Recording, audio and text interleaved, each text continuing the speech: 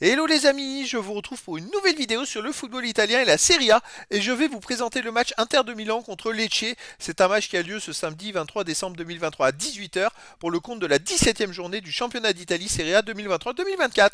Alors l'Inter de Milan c'est le premier du classement qui reçoit Lecce, le 12e. Donc dans cette vidéo je vais revenir sur le classement de la Serie A avec les statistiques de ces deux équipes. On verra ensuite le classement des meilleurs buteurs et passeurs de ces deux équipes en Serie A. On enchaînera par les 10 derniers résultats, toutes compétitions confondues et les stats. Et on terminera par les compos d'équipe et tactiques éventuelles, ce qui nous permettra d'avoir une idée, une tendance à ce match. Pour ceux qui souhaitent voir ce match à la télé, sachez que vous pouvez le voir sur Beansport 1. Alors au classement, on a donc l'Inter de Milan qui est premier de Serie A avec 41 points en 16 matchs, 13 victoires, de nuls, seulement une défaite, 39 buts marqués, seulement 7 buts encaissés, plus 32 différences de buts.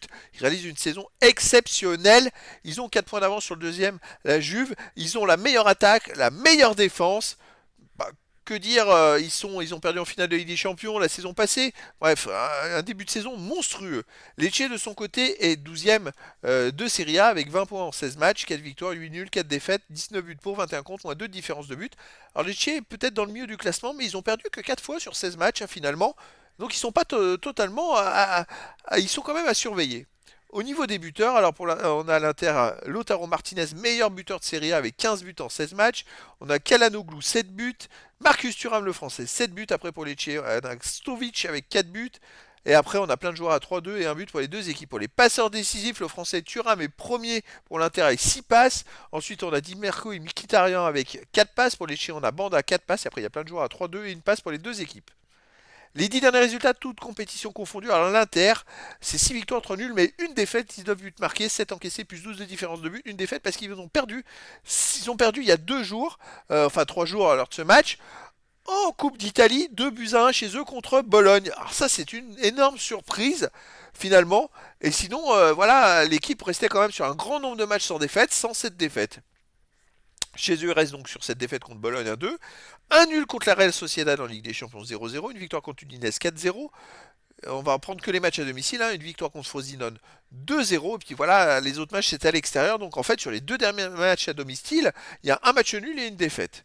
Lecce de son côté, sur les 10 derniers matchs, c'est une victoire seulement, 6 nuls. 3 défaites, 13 buts pour 16 comptes, moins 3 de différence de but. Mais par contre, la victoire, c'est à la dernière journée.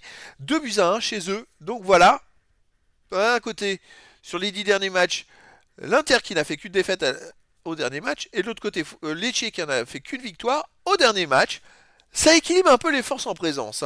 Sinon, Lecce à l'extérieur, c'est un nul à Empoli, un partout, un nul à Vérone, 2-2, une défaite à Rome, 2-1, et puis ensuite, un nul à Udinese, un partout. Donc à l'extérieur, c'est quand même une équipe qui est accrocheuse.